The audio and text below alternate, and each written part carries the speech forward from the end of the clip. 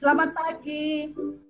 Saya Francisca Reni yang akan menjadi host selama webinar kita pagi ini.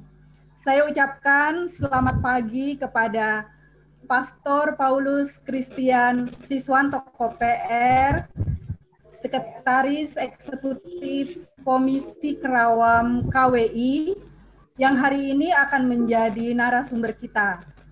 Selamat pagi juga kepada Amanda OSU. Selamat pagi juga untuk semua ibu-ibu, pengurus cabang, ketua, pengurus ranting, serta anggota Wanita Katolik Republik Indonesia yang hari ini menyempatkan diri hadir pada webinar kita pagi ini. Selamat datang di webinar Wanita Katolik RI Cabang Santo Lukas. Dalam 2 jam ke depan, kita akan mengupas mengenai kepemimpinan wanita dalam keluarga, agama, dan masyarakat. Ibu-ibu, sebelum mulai, saya sampaikan tata tertib webinar kita sebagai berikut. Tata tertib webinar. Mohon nama di Zoom bisa diganti menjadi nama ibu-ibu ya. Misalkan Siska, Monica, gitu. Raimunda dari Henrikus, kalau bisa. Tapi kalau enggak, nama saja enggak apa-apa ibu-ibu. Jangan nama handphonenya ya.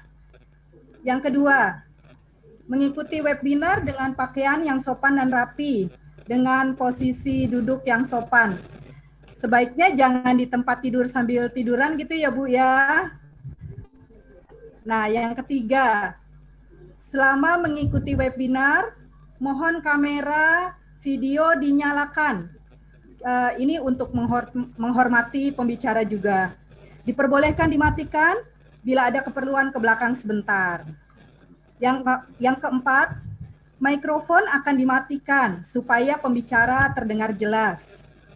Kecuali nanti pada saat sesi tanya jawab, bagi peserta yang akan bertanya, silakan dibuka mikrofonnya. Pertanyaan bisa juga ditulis di kolom chat. Yang berikutnya ibu-ibu, sediakan minuman atau makanan kecil di dekat ibu-ibu supaya tidak bolak-balik ya, dan supaya tidak bosan. Acara kita ini serius Bu, tapi santai ya.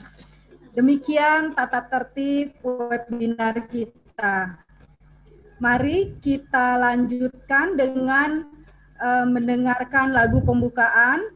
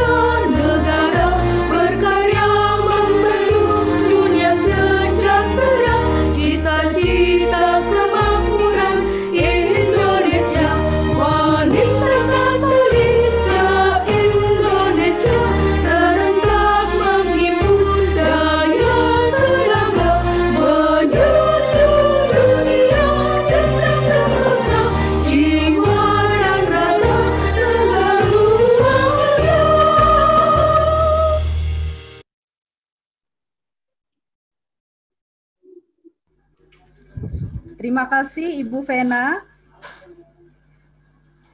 Acara kita lanjutkan dengan doa pembukaan yang akan dibawakan oleh Suster Amanda OSU.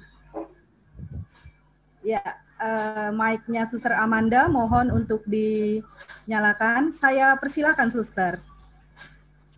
Selamat pagi Ibu-ibu dan Romo. Selamat datang dan selamat bersatu dalam webinar ini. Oleh karena itu kita hening sejenak, kita mohon berkat dan juga kelancaran akan acara ini. Mari kita bersatu dalam doa. Dalam nama Bapa dan Putra dan Roh Kudus. Amin. Allah Bapa penuh kasih, kami bersyukur Engkau menyatukan kami dalam acara ini, dan kami bersyukur Kau beri kesehatan yang baik, sehingga kami dapat bersatu dalam pembelajaran bersama, studi bersama, apa itu perempuan yang mempunyai kepemimpinan, dan juga kepemimpinan macam apa dari perempuan-perempuan, khususnya yang Katolik, dan apakah peran bagi keluarga, gereja, dan masyarakat. Kami mohon terang-Mu, semoga kami dapat memahami ajaran ataupun apa yang Kau kehendaki atas peristiwa ini. Dan kami percaya bahwa Engkau mengutus saudara kami, Romo Siswantoko, yang akan membantu kami. Dan kami juga mohon terang-Mu, sehingga kami semua dapat mengikuti sampai selesai dengan penuh semangat. Kami juga mohon berkat-Mu untuk saudari-saudari kami yang belum bergabung.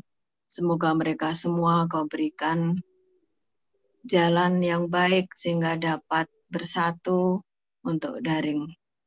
Dan juga kami mohon berkat-Mu untuk selama 2 jam ini, sehingga kami mendapatkan apa yang Kau kehendaki atas kami, khususnya dalam mempersiapkan pemilihan pengurus WKRI Cabang Santo Lukas yang akan datang. Kami percaya bahwa kami semua Kau mampukan untuk mengambil peran setiap saat kami siap diutus, dan kami akan belajar bersama-sama untuk menjadi WKRI yang berguna, khususnya di mana kami berada, dan ketika kami keutus dimanapun ataupun kemanapun. Semuanya ini kami persembahkan demi kemuliaan-Mu kini dan sepanjang segala masa. Amin. Santo Lukas, doakanlah kami. Keluarga Kudus Nazaret, doakanlah kami. Dalam nama Bapa dan Putra dan Roh Kudus. Amin. Terima kasih Suster Amanda. Berikutnya adalah kata sambutan dari Ketua Cabang Wanita Katolik Republik Indonesia, Cabang Santo Lukas. Ibu Yulia Herawati, saya persilakan. Terima kasih Mbak Reni. Selamat pagi semuanya. Selamat pagi Romo Paulus Christian Siswantoko PR, Suster Amanda OSU, Ibu Ketua-Ketua Ranting yang saya cintai, Ibu Wawa dari Agustinus, Ibu Cesia dari YP2, Ibu Yanti Liani dari Santora, Ibu Jeti dari Teresia Avila, Ibu Tuti Talubun dari Januarius, Ibu Titi dari Paulus, Ibu Lina dari Leopoldus, Ibu Liliana dari Franciscus Assisi, Ibu Lilis dari Monica, Ibu Ina dari Antonius Padua, Ibu Pauline dari Bernardinus, Ibu Asien dari Yosef Kopertino, Ibu Maria Lina dari Emerensia. Dan untuk teman-teman pengurus cabang dan panitia webinar anggota WKRI yang terkasih, terima kasih telah meluangkan waktunya untuk ikut di acara webinar pertama kita ini. Hari ini kita patut bersyukur pada Tuhan atas berkat dan rahmat kesehatan yang diberikan kepada kita semua, sehingga kita dapat berkumpul, berjumpa, walau hanya melalui virtual. Acara webinar ini kita ambil tema kepemimpinan perempuan dalam keluarga, gereja, dan masyarakat. Mari kita ikuti bersama acara webinar ini dari awal hingga akhir, yang akan dibawakan oleh Romo Paulus Christian Siswantoko PR. Akhir kata, untuk mempersingkat waktu, saya mohon dimaafkan atas kekurangan dan mungkin ada tutur kata yang kurang berkenan di hati. Mohon dimaafkan. Mari kita ikuti acara webinar ini dengan semangat dan penuh sukacita. Tuhan memberkati. Amin. Saya silakan Mbak Reni.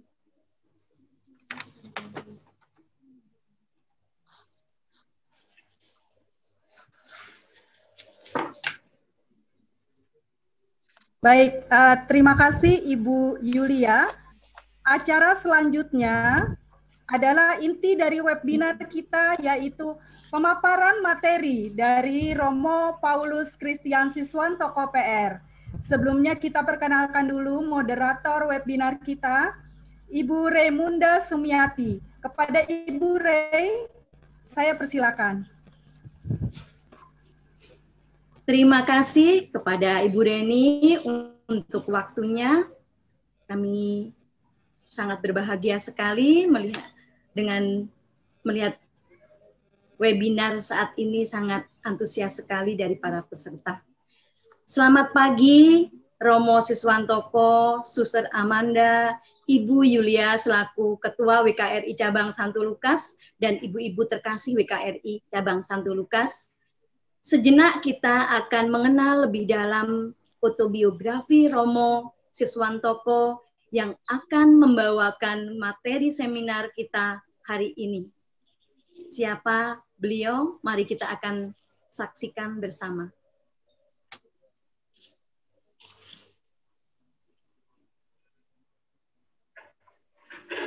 Romo Siswantoko memiliki nama lengkap Romo Paulus Christian Siswantoko PR. Romo ditahbiskan pada tanggal 24 Juli 2002. Romo mengenyam pendidikan S1 di Fakultas Teologi Universitas Sanata Dharma, Yogyakarta. S2 Romo di Akademi Alfonsiana Universitas Lateranensis di Roma. Pekerjaan yang sekarang Romo Siswantoko yaitu menjadi Sekretaris Eksekutif Komisi Kerasulan Awam KWI. Beliau menjabat dari tahun 2018 sampai dengan 2021. Beliau juga menjabat menjadi Ketua Unio, yaitu Paguyuban Para Romo Diosesan se-Indonesia dari tahun 2017 sampai 2021. Nah, ini kita juga sangat bangga sekali. Ternyata Romo Siswantoko juga menjadi penasehat rohani DPP WKRI Republik Indonesia. Saya juga baru tahu ternyata Romo Siswantoko itu salah satu penasehat rohani Dewan Pengurus Pusat WKRI Republik Indonesia. Jadi kita saat ini sangat berbahagia sekali bisa bergabung dalam acara webinar yang diselenggarakan WKRI Cabang Santo Lukas. Tentunya kita patut bersyukur dengan kedatangan Romo, dan kita juga bersama-sama akan menantikan apa itu seminar pagi hari ini yang kita ambil temanya tentang kepemimpinan perempuan dalam keluarga, gereja, dan masyarakat. Bagaimana kita menjadi pemimpin di keluarga, bagaimana kita menjadi pemimpin di gereja, dan bagaimana kita menjadi pemimpin di masyarakat. Dan mengapa kita memilih tema ini? Tentunya kita semua akan mengambil bagian dalam kepemimpinan dalam kehidupan kita sehari-hari. bagaimana sikap kita menanggapi dan memberdayakan diri sebagai seorang pemimpin. Siapakah kita? Yang penting kita semuanya pasti penasaran. Hari ini apa ya yang akan kita kupas bersama, dan kita akan mendengarkan dari Romo Siswantoko bahwa kedepannya WKRI akan merekrut seorang pemimpin-pemimpin yang tangguh, yang akan menggantikan kita-kita semuanya dalam periode selanjutnya. Pasti di hari ini, setelah webinar ini, saya yakin ibu-ibu akan terbuka untuk menjadi seorang sosok pemimpin meneruskan kami semuanya. Untuk mempersingkat waktu, mari kita ikuti bersama acara ini. Dan untuk waktunya kami akan persilahkan kepada Romo Siswantoko. Monggo Romo. Romo, selamat pagi Romo. Terima kasih, selamat pagi Ibu Remunda moderator, suster, ibu-ibu sekalian. Senang pada pagi ini boleh berjumpa dengan ibu-ibu semua dari DPC Santo Lukas Sunter. Apakah materi saya boleh di-share-kan di layar? Ya. Saya kirimkan. Ya, ya. Suster Amanda mungkin 2 minggu lalu atau kapan itu memang menghubungi saya. Lalu kemudian memberikan tema ini untuk kita diskusikan bersama, untuk kita omongkan bersama, yaitu tentang kepemimpinan perempuan dalam keluarga, gereja, dan masyarakat. Setelah saya menerima tema ini dan merenungkannya, saya kemudian berpendapat, sebenarnya tema ini lebih tepat kalau yang menyampaikan perempuan. Tapi ya, saya sudah menyanggupi, ya apa boleh buat, akan saya lakukan. Sejauh saya tahu, sejauh saya paham terkait dengan kepemimpinan perempuan ini. Slide berikutnya, minta tolong.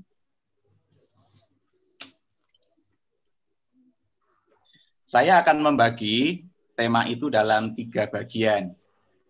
Yang pertama adalah tentang perempuan dan laki-laki itu berhak untuk menjadi pemimpin. Setelah itu kita masuk ke bagian kedua, yaitu kepemimpinan perempuan. Di mana itu dilakukan? Di 3 tempat. 1 di keluarga, 2 di gereja, 3 di masyarakat. Seperti yang tadi tertulis di dalam judul tema kita. Bagian yang ketiga adalah bagian tantangan, karena kita melihat bahwa tentu peran serta perempuan di dalam hal ini juga masih menghadapi banyak tantangan. Kita akan melihat apa tantangannya dan kira-kira kita bagaimana menghadapi tantangan itu. Itu para ibu suster, alur dari materi yang akan saya sampaikan, semoga ini lebih memperjelas kerangka pikir kita bersama. Terus Mbak. Perempuan dan laki-laki berhak menjadi pemimpin, bagian pertama. Saya menulis ini tentu dilatar belakangi oleh satu keyakinan bahwa saat ini itu yang namanya kesetaraan dan keadilan gender itu telah menjadi gerakan di mana-mana. Di Indonesia banyak sekali gerakan-gerakan perempuan, gerakan feminisme yang memang memperjuangkan peran-peran dari perempuan ini. Dan ini merupakan bahasa-bahasa dari kesetaraan gender itu. Gender adalah sebuah atau pembagian peran antara laki-laki dan perempuan yang ditentukan atau dibuat atau dikonstruksi oleh masyarakat atau oleh budaya. Sehingga gender ini bisa berubah, bukan sesuatu yang tidak bisa berubah. Kita tentu membedakan antara gender dengan seks. Seks itu kodrati, pemberian dari Allah, yang tidak bisa diubah oleh siapapun. Sementara kalau gender itu peran-peran yang dibuat oleh manusia, oleh masyarakat budaya, dan itu bisa diubah. Lalu bagaimana kita bisa melihat ini saat ini? Nah, saya mengajak untuk melihat dahulu dasar-dasarnya. Apakah kita mempunyai dasar, baik itu iblis ataupun hukum sipil, ketika kita bicara soal perempuan dan laki-laki berhak menjadi pemimpin dalam konteks kesetaraan gender. Mari kita lihat beberapa dasarnya. Terus, Mbak. Yang pertama adalah saya mengajak untuk merenungkan soal dasar biblisnya. Dalam kitab suci, itu kesetaraan gender sangat kuat. Saya hanya memilihkan beberapa ayat saja, nanti Ibu Suster bisa menambahkan yang lain. Dasar pertama saya ambil dari kitab Kejadian. Allah menciptakan manusia, laki dan perempuan itu secitra dengan Dia. Yang disebut manusia itu bukan hanya laki-laki, tapi juga perempuan. Nah, berarti dalam ayat ini dikatakan bahwa laki-laki dan perempuan itu sama-sama citra Tuhan. Citra tidak hanya berhenti pada soal wajah, soal penampilan, tetapi citra lebih mengarah pada soal martabat. Bahwa martabat kita sebagai manusia itu hampir sama dengan Allah. Kenapa? Karena kita dianugerahi oleh yang namanya akal budi. Kita bisa berpikir.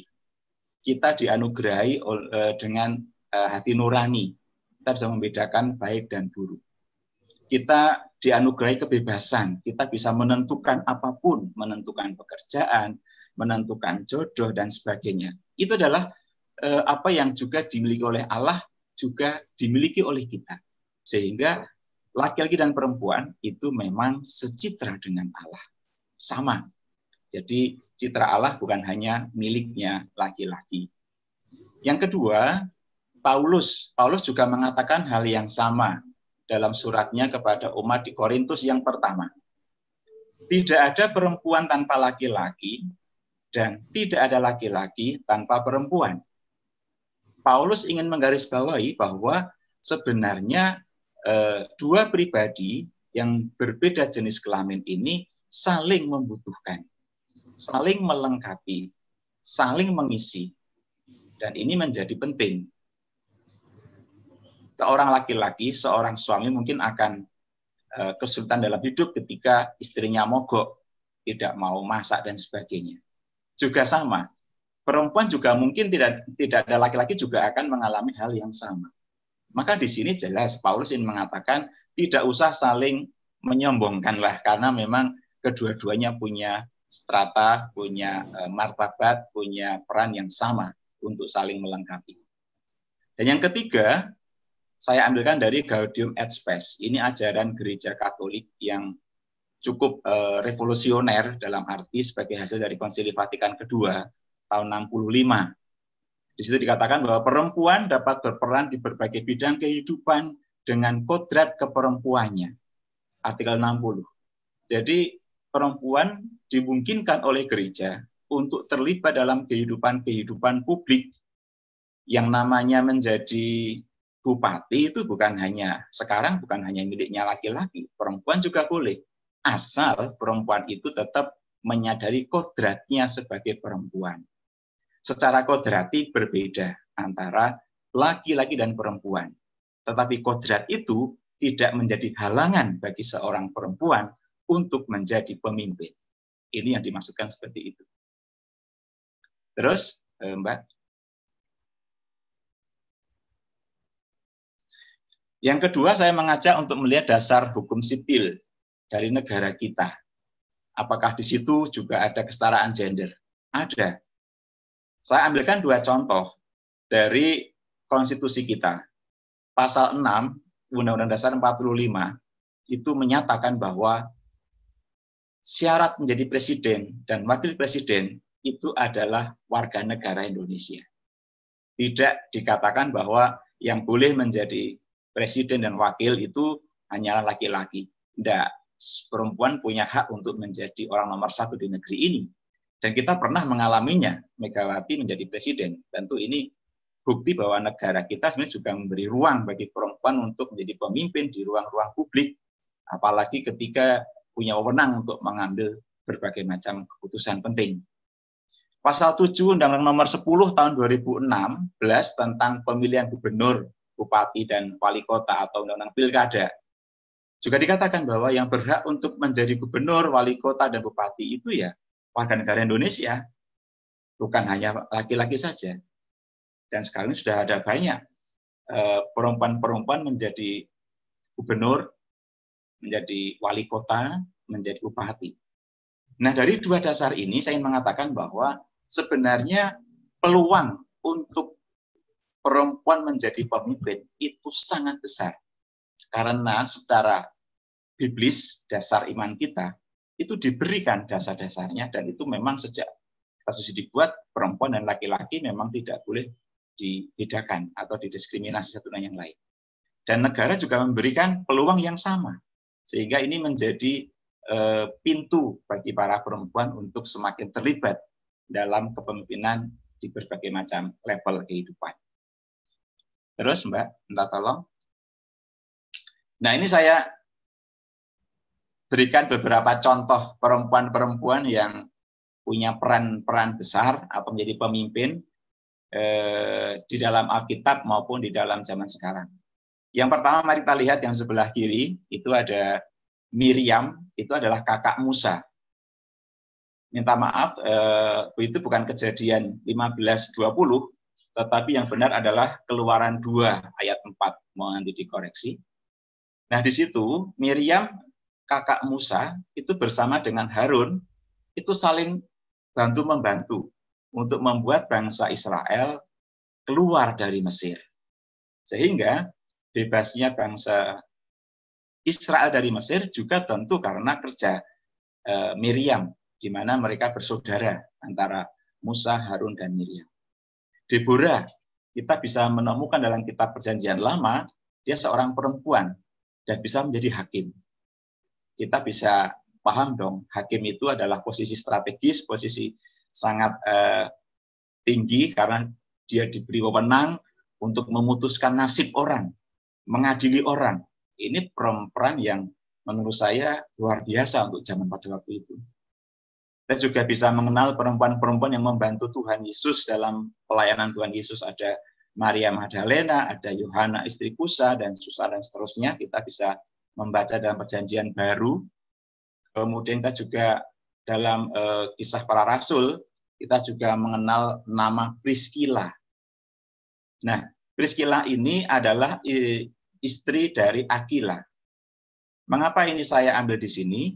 Kalau kita baca dalam Kisah 18 itu, Priscilla itu oleh penulis Kisah Para Rasul itu ditulis lebih dulu di depan dibandingkan dengan suaminya Aquila. Ini aneh. Mengapa?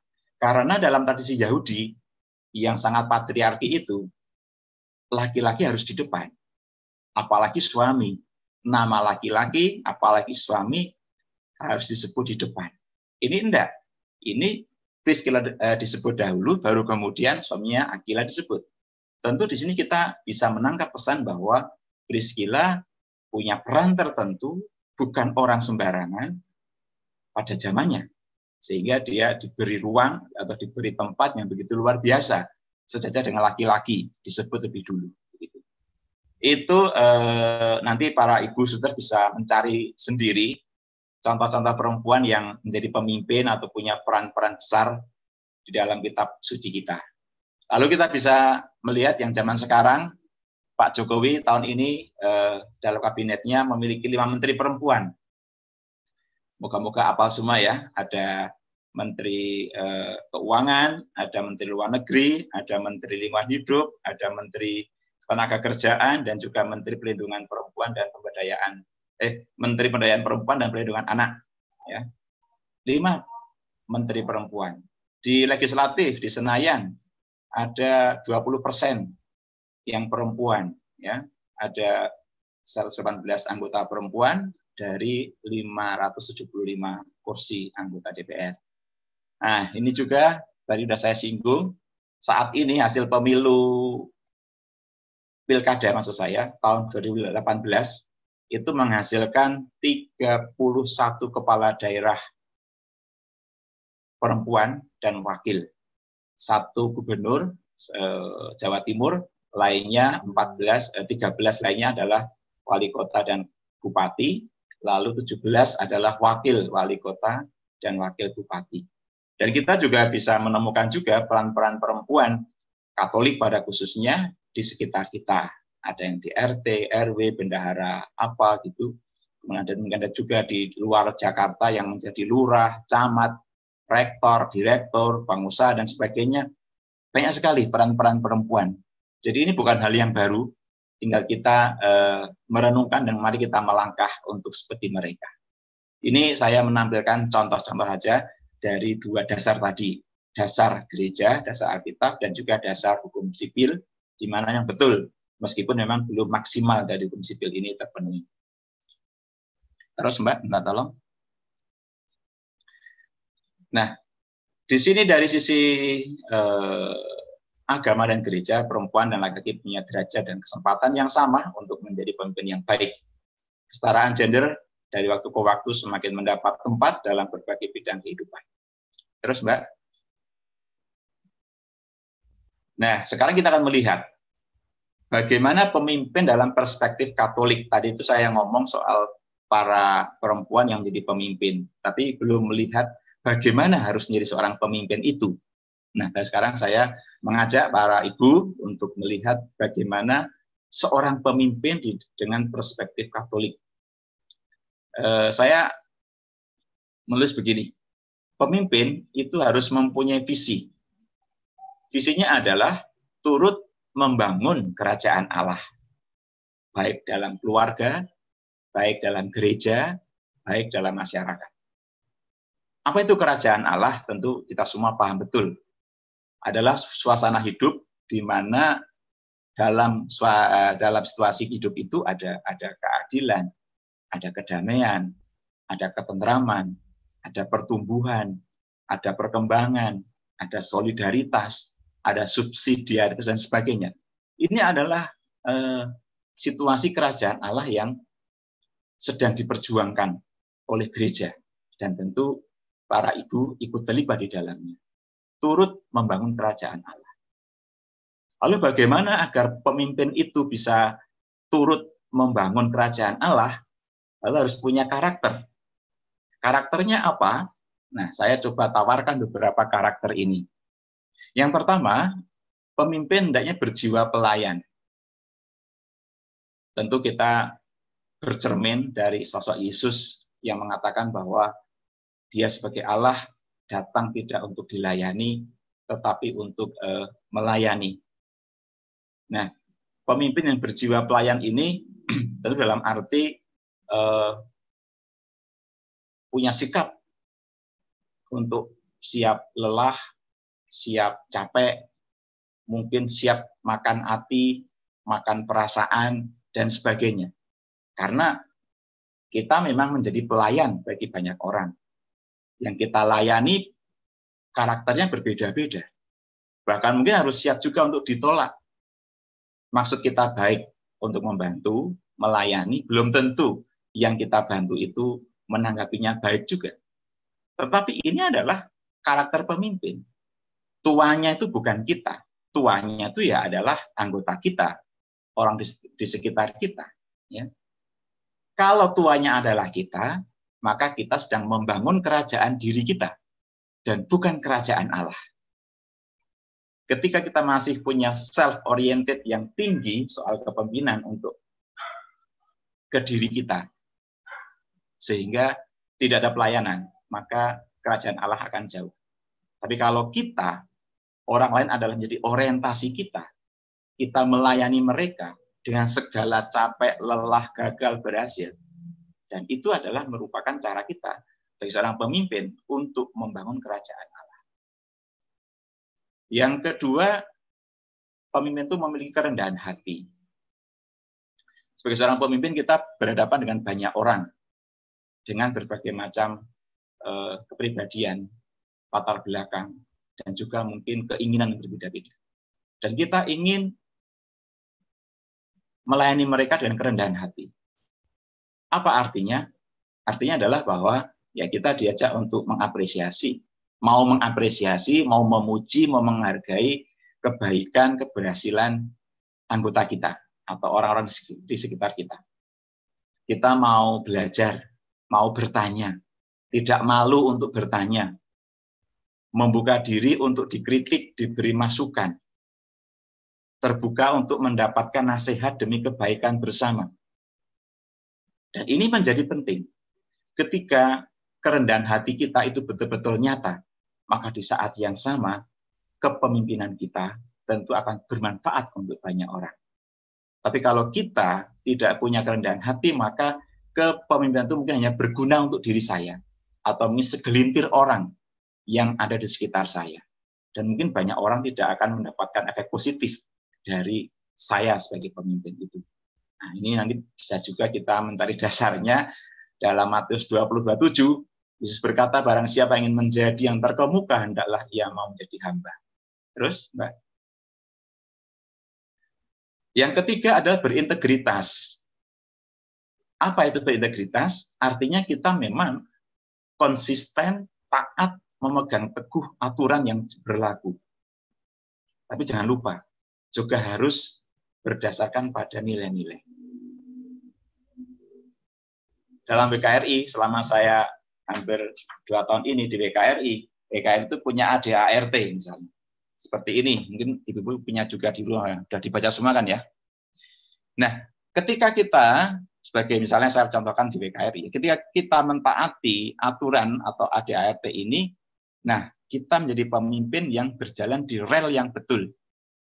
Kita memang punya tugas untuk berjalan berdasarkan aturan. Karena ini menjadi pegangan bersama. Dan semua orang juga paham bahwa kita kalau di BK ya ini pegangannya, bukan yang lain.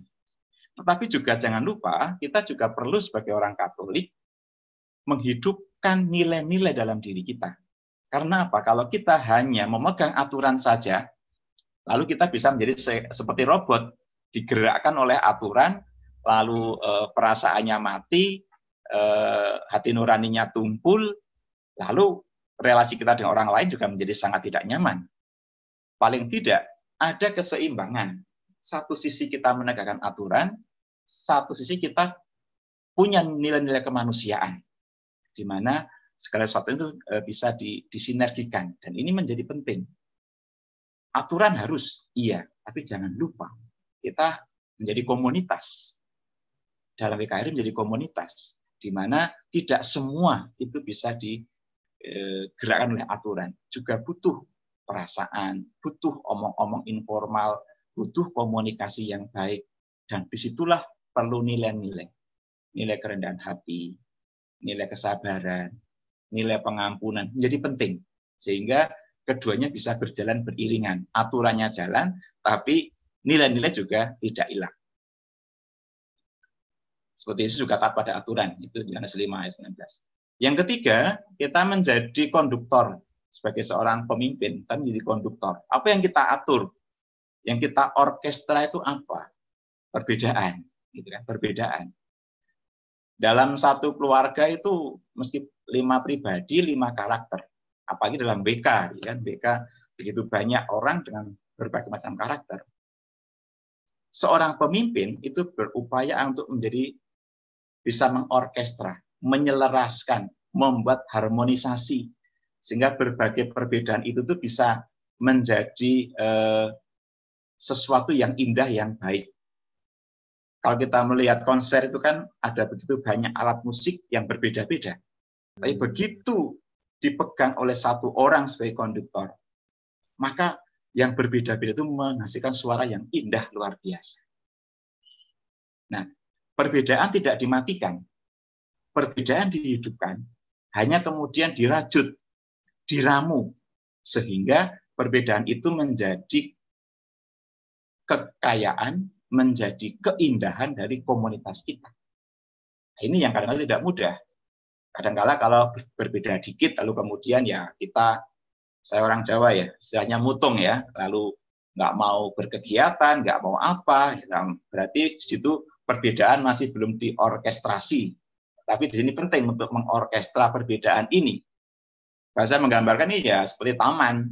Taman itu menjadi indah kalau ada banyak tanaman, banyak bunga yang berwarna-warni. Kalau tamannya satu warna itu ya kurang begitu menarik.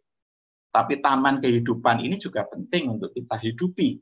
Dan ini juga tergantung pemimpin. Bagaimana menghidupi berbagai macam bunga, tanaman yang tumbuh dalam komunitas kita, tidak saling menjegal, tetapi perbedaan itu justru saling membuat, saling melengkapi, saling memperkaya satu dengan yang lain.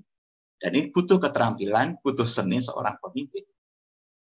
Yang terakhir adalah, ini yang tidak boleh lupa juga, untuk bisa menjadi pemimpin yang melayani, yang rendah hati, yang berintegritas, dan bisa menerima perbedaan, butuh satu syarat lagi, yaitu spiritualitas. Kita menjadi pemimpin itu kadang-kadang capek.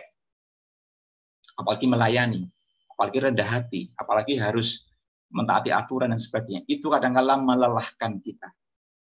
Energi kita mungkin bisa habis, bisa luntur gitu ya. Maka kita butuh untuk menimba inspirasi baru. Butuh untuk menimba kekuatan baru. Dari mana? Ya ini tadi, dari Tuhan. Maka spiritualitas ini menjadi penting bagi kita agar kita tidak gampang capek, tidak gampang lelah, tidak gampang putus asa, tidak gampang mutung. Karena memang jadi pemimpin itu tidak mudah, tetapi mulia. Dan kita kalau hanya mengandalkan keterampilan, kekuatan diri kita, itu tidak cukup. Kita butuh energi ekstra untuk itu. Maka kita butuh menimba inspirasi, kekuatan, entah dengan doa, entah dengan acara pendalaman iman bersama, entah dengan membaca renungan lewat WA dan sebagainya. Tapi ada saatnya kita harus mengisi hati kita, pikiran kita, diri kita dengan hal rohani. Semakin kita dekat dengan Tuhan, kita semakin kuat. Semakin dekat dengan Tuhan, kita semakin punya harapan, semakin bisa bersandar kepada kuasa Tuhan. Dan itu akan membantu kita untuk menghadapi beragam persoalan dalam organisasi ataupun keluarga, gereja, dan masyarakat. Terus, Mbak? Nah, itu tadi bagian pertama, soal perempuan dan laki-laki berhak untuk menjadi pemimpin. Itu tadi bagian pertama. Sekarang masuk ke bagian kedua, kepemimpinan perempuan.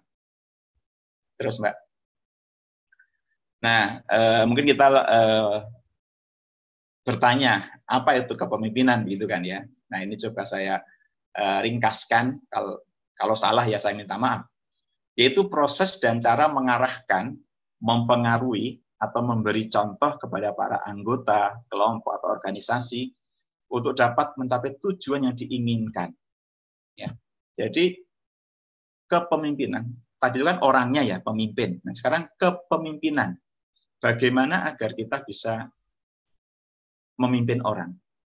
Nah, bagaimana kita bisa mengarahkan, mempengaruhi keluarga kita, mengarahkan, mempengaruhi, memberi contoh di gereja, mempengaruhi, mengarahkan, memberi contoh di lingkungan di luar gereja, ya, di masyarakat. Ini adalah kepemimpinan. Harapannya 5 karakter yang tadi saya katakan di depan itu bisa membantu kepemimpinan kita untuk bisa mengarahkan, untuk bisa mempengaruhi. Itu membutuhkan kerendahan hati, membutuhkan pelayanan, membutuhkan integritas, membutuhkan spiritualitas, dan bisa merajut berbagai perbedaan. Terus, Mbak.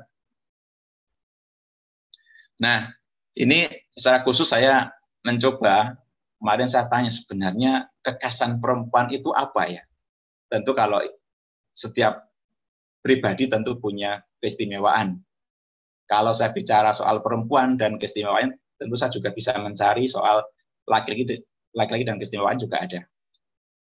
Nah, di sini saya coba mencari dalam kitab suci sebenarnya apa sih keistimewaan perempuan itu. Akhirnya menemukan beberapa ini. Yang pertama, bahwa perempuan itu adalah pembawa dan pemelihara kehidupan. Itu sudah jelas ya. Bagaimana dalam Kejadian 3 ayat 10 di sana dikatakan seperti itu. Dan juga dalam kehidupan kita juga sama. Kehidupan di dunia manusia di dunia itu lahir dari seorang perempuan. Tentu juga dalam berorganisasi kita juga dalam rangka juga untuk memelihara kehidupan. Kehidupan siapa ya? Kehidupan anggota kita. Bukan kehidupan ekonomi, tapi mungkin kehidupan dalam arti organisasi, kehidupan dalam arti rumah tangga, kehidupan dalam arti rohaninya, kita yang menjaga, kita yang melihara sebagai pemimpin. Kemudian perempuan itu juga terbuka terhadap kehendak Tuhan, seperti Maria, gitu kan? Maria selalu mengatakan, terjadilah padaku menurut kehendak-Mu Tuhan. Ini sesuatu yang luar biasa. Perempuan punya ketaatan seperti Maria. Maria, apa kata Tuhan, dilakukan. Demikian juga perempuan juga diharapkan taat tadi itu, taat pada aturan, taat pada nilai-nilai, taat pada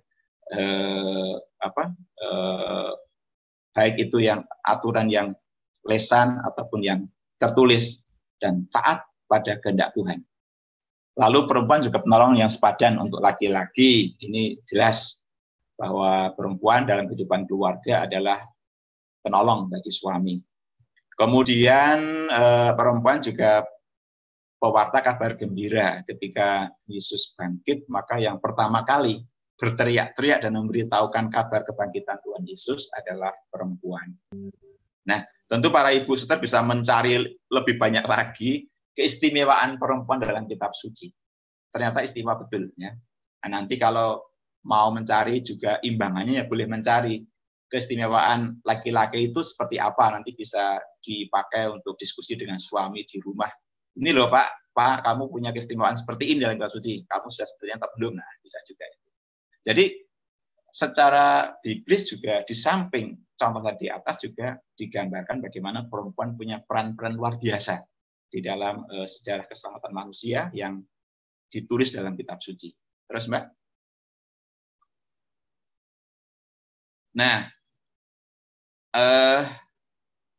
saya membaca dari PW Research Center bahwa yang membandingkan antara kepemimpinan perempuan dan laki-laki.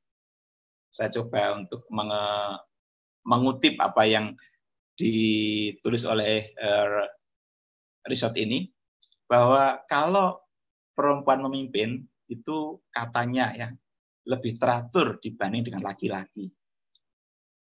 Betul enggak? Nanti ibu-ibu yang bisa mencocokkan sendiri ya, betul enggak? Saya enggak tahu. Kemudian perempuan juga lebih terorganisir, lebih rapi, itu ya pasti ya. Kemudian kalau perempuan memimpin itu ya lebih baik dalam berkomunikasi. Ngomongnya lebih tertata, mungkin lebih halus, mungkin pakai afeksi, pakai perasaan dan apa, sehingga lebih mudah untuk menyampaikan gagasan, ide, dan sebagainya. Perempuan juga lebih mudah untuk membujuk dan mempengaruhi dibandingkan dengan laki-laki. Kemudian perempuan saat memimpin juga lebih menggunakan rasa kasih sayang, menggunakan perasaan, afeksi, bukan hanya kognisi, bukan hanya pakai logika, bukan hanya pakai pikiran, tapi disertai juga dengan kehalusan perasaan. Lalu kemudian perempuan juga mudah memberi contoh daripada laki-laki. Nah, mungkin laki-laki lebih banyak ngomong daripada memberi contoh. Kalau perempuan memimpin tidak banyak omong, tetapi langsung memberi contoh. Mungkin. Nah, ini nanti bisa juga menjadi bahan refleksi kita. Apakah yang selama ini terjadi sudah seperti ini atau belum di dalam kepengurusan GKRI, baik di cabang maupun di ranting. Kalau di pusat, nah di sini ada Ibu Ray juga bisa tahu bagaimana GKRI di pusat. Nanti juga bisa dipakai untuk memotret teman-teman kita di DPP begitu. Terus Mbak, nah saya mulai fokus untuk 3 hal, ya. Bagaimana kepemimpinan perempuan itu dalam 3 bidang tadi, keluarga, gereja, dan masyarakat. Yang pertama adalah dari sisi perempuan dalam konteks kehidupan keluarga. Di sini saya membuat satu pernyataan perempuan bahwa ingin agar keluargaku itu menjadi surgaku. Gitu ya. bukan keluargaku menjadi nerakaku, bukan, tapi keluargaku menjadi surgaku. Artinya apa? Ketika keluarga kita itu bernuansa surgawi, itu artinya ya sama dengan keluarga kita bernuansa kerajaan Allah, kan? Ada kedamaian, ada ketentraman, ada kebahagiaan, dan sebagainya seperti itu. Nah, peran perempuan dalam keluarga itu ada dua, setidak-tidaknya, sebagai istri. Sebagai istri tentu istri adalah teman sepadan, sederajat bagi suami. Maka sebagai pemimpin yang melayani suami adalah yang menguatkan, menghibur, menolong, dan mendengarkan, memberi masukan, mengampuni, dan sebagainya. Nah, ini menjadi bagian dari kepemimpinan seorang perempuan dalam keluarga, khususnya ketika berhadapan dengan suami, seperti itu. Ya. Mendengarkan, menolong. Kemudian perempuan sebagai ibu, sebagai mama, juga tidak berbeda jauh, sudah sepantasnya juga untuk mencintai, mendengarkan, memaafkan, memberi kesempatan, menerima kritik dari anak, kemudian tak jemu-jemu juga memberikan penjelasan untuk hal-hal yang mungkin anak tidak nangkep dan sebagainya. Ini juga bagian dari kepemimpinan yang melayani, juga butuh kerendahan hati seperti ini, juga butuh nilai-nilai, ya, kebersamaan. Juga ini juga butuh mengharmonisasi perbedaan. Suami dan istri meskipun telah disatukan dalam pernikahan juga dua pribadi yang berbeda. Nah, bagaimana dua pribadi berbeda ini bisa hidup rukun, damai, harmonis sepanjang hidup? Nah, ini sepanjang umur sampai meninggal kan nggak boleh diceraikan, kan kita. Harus hidup dengan pribadi dengan karakter berbeda. Nah, ini butuh seni juga untuk mengharmonisasi perbedaan. Juga untuk anak-anak juga sama. Melayani anak, rendah hati di hadapan anak, kemudian mendengarkan anak, kemudian anak juga punya watak berbeda-beda, bagaimana bisa mengasihi semua tanpa pilih kasih, kan begitu. Nah, ketika posisi ini, perempuan dan perannya sebagai pemimpin seperti itu, maka menurut saya keluarga akan bisa menjadi surga di dunia. Dalam arti ya, anak-anak atau suami ketika di rumah itu kerasan, tidak pengen cepat pergi. Meskipun, karena ada juga, meskipun di rumah itu rumahnya AC-nya banyak, tetapi tetap panas juga banyak, kan gitu. Hatinya panas juga iya. Itu berarti ya mungkin masih sedikit nerakawi suasana rumahnya. Nah, maka butuh ini tadi, butuh peran perempuan sebagai pemimpin itu butuh menyejukkan suasana. Kemudian juga ketika anak-anak atau suami di luar rumah pengen cepat-cepat pulang karena sudah rindu dengan suasana nyaman di rumah, bertemu dengan istri, bertemu dengan mama, ibu yang memang menjadi menjadi pribadi yang diidolakan, ya. Jadi menjadi pribadi yang diidolakan, menjadi istri idola, juga bisa menjadi mama idola bagi anak-anak. Nah, ini akan dapat tercapai ketika kita sebagai pemimpin di dalam keluarga itu paling tidak memiliki minimal ya 5 karakter di atas tadi itu. Itu peran perempuan dalam keluarga seperti itu.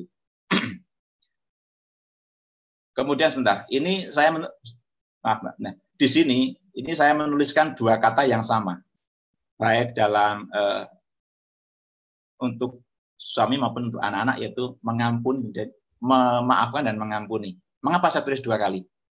Karena begini, kadang-kala relasi dalam keluarga itu menjadi rentan, menjadi tandus, kering bahkan. Itu sebenarnya karena hanya nggak ada pengampunan.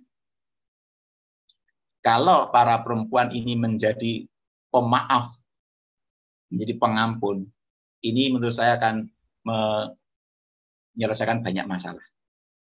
Mengapa? Karena kita ini nggak ada yang sempurna kok. Saya itu banyak kelemahan, kekurangan, dan nggak ada yang sempurna. Tapi juga tidak ada orang yang isinya semua kelemahan, juga tidak. ketika kita menyadari bahwa kita punya kelebihan dan kekurangan, maka di saat yang sama kita ingin membangun keluarga kita yang harmonis, maka tidak ada jalan lain kecuali kita mau mengampuni kekurangan, keterbatasan. Mengampuni bukan untuk mengamini kesalahan, tidak untuk kemudian menerima kesalahan, tidak. Justru pengampunan akan memberikan kesempatan bagi kita semua untuk tumbuh dan berkembang bersama. Menurut saya, efek dari pengampunan dalam keluarga sangat dahsyat sekali. Dan ini menjadi sangat penting ketika kita menjadi sosok istri dan anak dan ibu dalam kehidupan rumah tangga kita. Terus Mbak, kemudian peran perempuan dalam gereja. Lalu saya beri judul, perempuan turut menegakkan kerajaan Allah. Tentu kita sadar bahwa dalam gereja kita ingin menciptakan kerajaan Allah, dalam arti kasih Allah itu meraja di setiap pribadi, ya, di dalam romo-romonya, di dalam umat dan semua warga paroki itu. Lalu kita bisa berperan apa sebagai pemimpin yang melayani, yang rendah dan sebagainya dalam gereja? Ya, ini contoh saja, nanti Ibu bisa menambah sendiri. Kita bisa terlibat di dalam peribadatan, ya, menjadi lektor, prodiakon, MC, kur, dekor dan sebagainya. Di sini kita juga melayani. Mengapa? Kita membantu umat untuk kusuk dalam beribadah. Kita melayani umat untuk bisa bertemu dengan Tuhan. Kita melayani umat untuk bisa menerima sabda Tuhan, mendengarkan khotbah romo, dan pulang membawa sesuatu. Penting ini peran perempuan PKRI khususnya dalam lingkup intaran gereja, lebih tepatnya di dalam gereja atau dalam peribadatan. Yang kedua, perempuan juga bisa mengembangkan sumber daya manusia Katolik.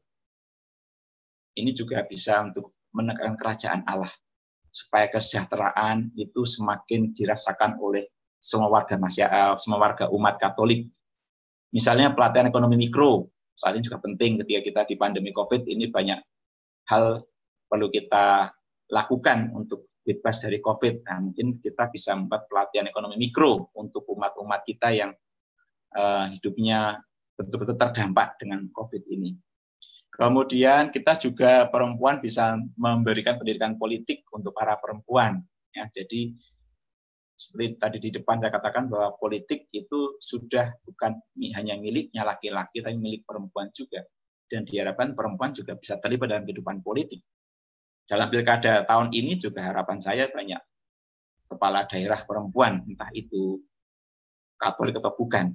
Karena itu juga merupakan indikasi bagaimana bangsa kita, masyarakat kita itu sadar dengan kesetaraan gender.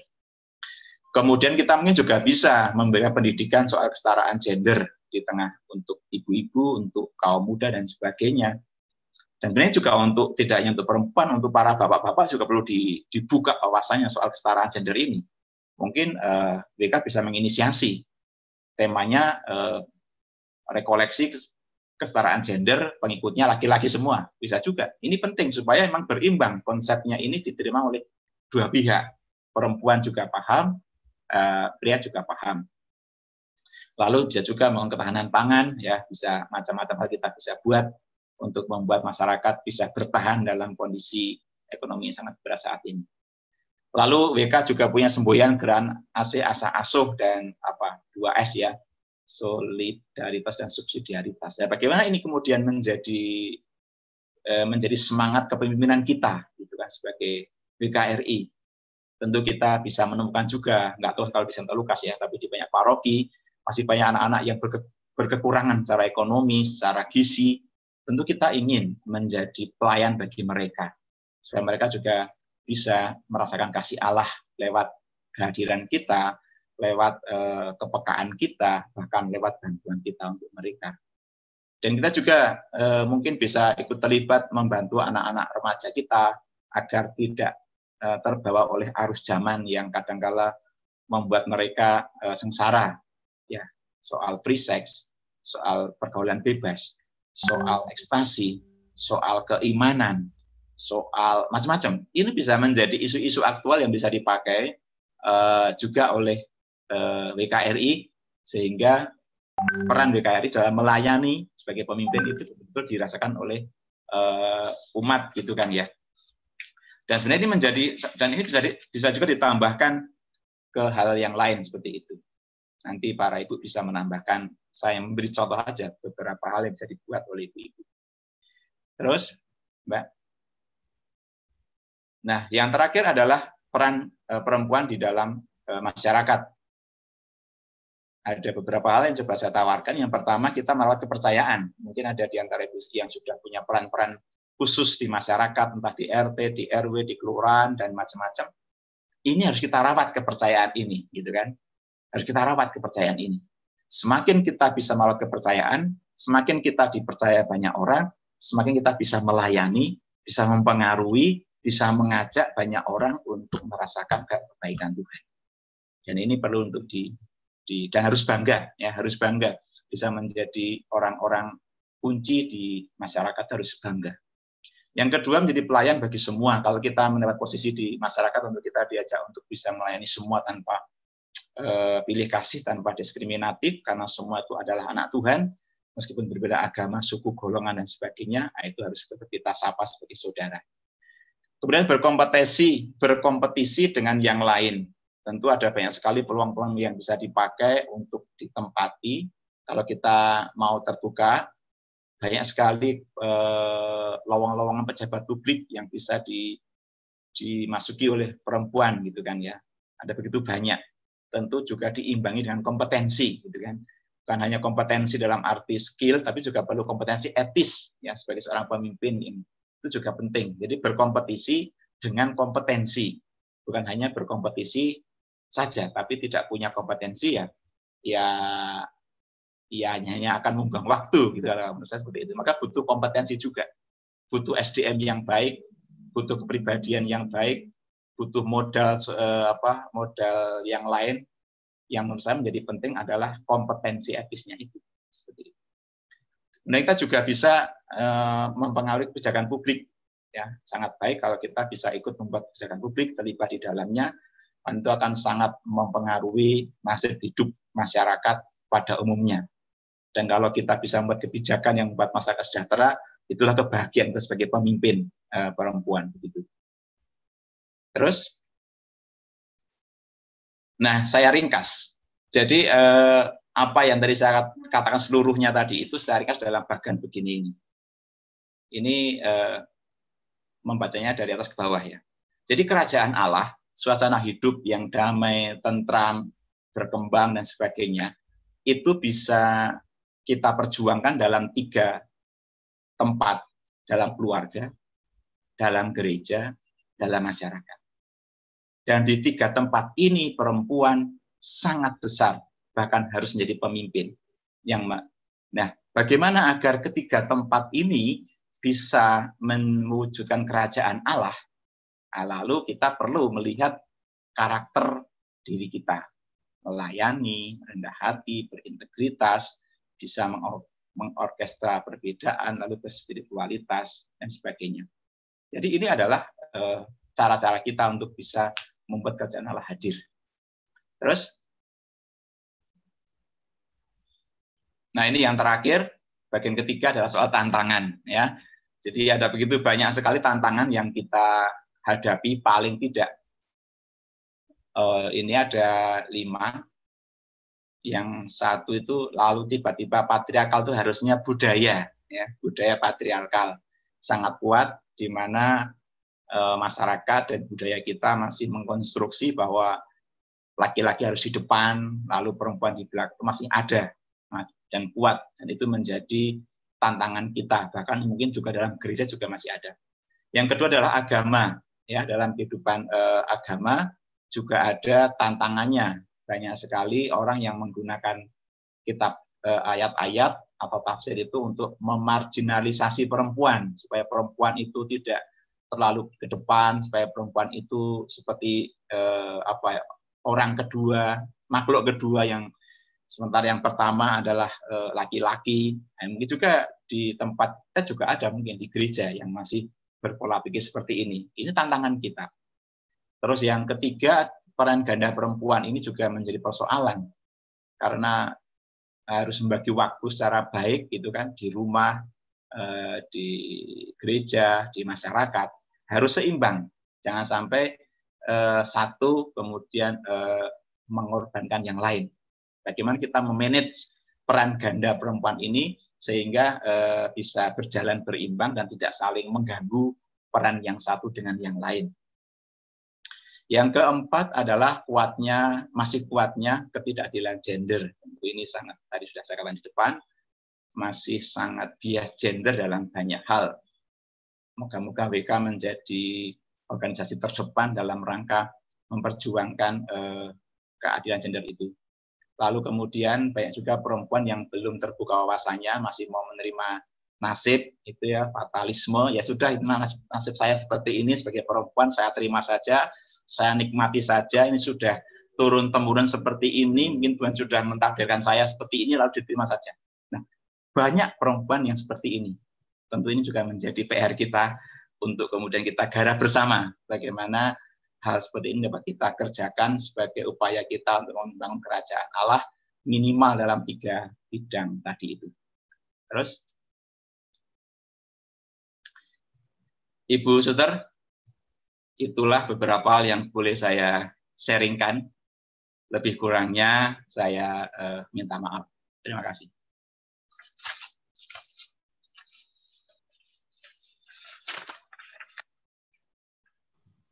Terima kasih Romo Siswantoko untuk narasumber kita hari ini. Dari poin ke poin sudah dibahas secara lengkap atau gamblang ya kalau kita bilang tentang bagaimana kita perempuan menjadi pemimpin dan menjadi sosok memimpin keluarga, gereja, dan masyarakat. Tentunya pemimpin mempunyai visi yang tadi sudah dibahas sama Romo, ikut serta membangun kerajaan Allah. Perempuan juga hendaknya berjiwa pelayan dan terutama menjadi rendah hati. Nah, tiba saatnya kita akan masuk sesi tanya jawab. Sepertinya ibu-ibu sudah siap ya dengan berbagai pertanyaan nih Romo. Setelah mendengarkan materi yang tadi diberikan kepada kita semuanya. Kemungkinan juga ibu-ibu juga sudah terjawab ya, tadi yang rasa penasaran apa sih itu kepemimpinan perempuan di keluarga, gereja, dan masyarakat. Padahal secara tidak kita sadari memang kita itu sebenarnya sudah menjadi pemimpin. Pertama juga kita memimpin diri sendiri, dan kita juga memang seperti yang tadi dikupas Romo, pemimpin di dalam keluarga, menciptakan keluarga menjadi surganya keluarga. Mari kepada ibu-ibu kami persilahkan yang mau bertanya untuk membuka mikrofonnya, bisa menyebutkan misalnya, saya Remunda mau bertanya seperti itu, jadi biar saya bisa langsung panggil nama siapa dan mempersilahkan untuk bertanya langsung kepada Romo. Monggo silahkan ibu-ibu yang akan bertanya, nanti Romo akan berusaha menjawab semaksimal mungkin. Ada beberapa pertanyaan dari ibu-ibu, silahkan. Silahkan ibu-ibu semuanya. Jangan malu, jangan takut. Kita memang acaranya resmi, tapi santai Bu. Kita waktunya sesi tanya jawab. Tadi ada apa ya kira-kira yang mungkin ibu-ibu sudah ada ditulis-tulis, beberapa pertanyaan yang akan diajukan kepada Romo. Saatnya juga kita bisa berbagi, sharing kepada Romo. Mari ibu-ibu, jangan malu.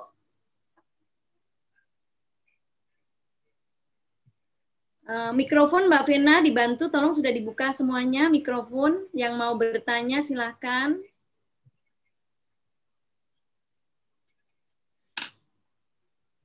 Yang mau bertanya mungkin bisa angkat tangan. Iya. Jadi bisa dibantu nanti untuk dibuka mikrofonnya.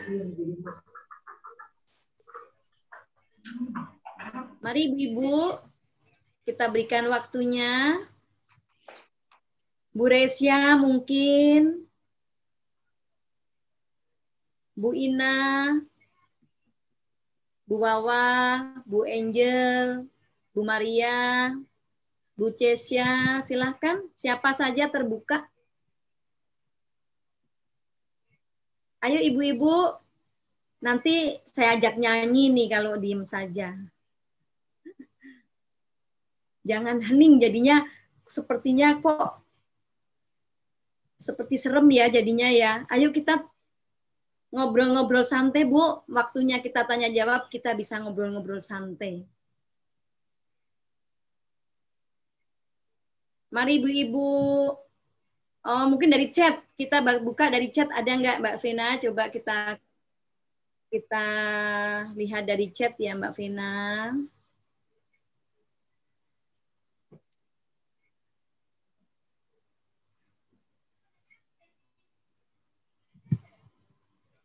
Bude lagi cek dari chatan. Tidak ada juga.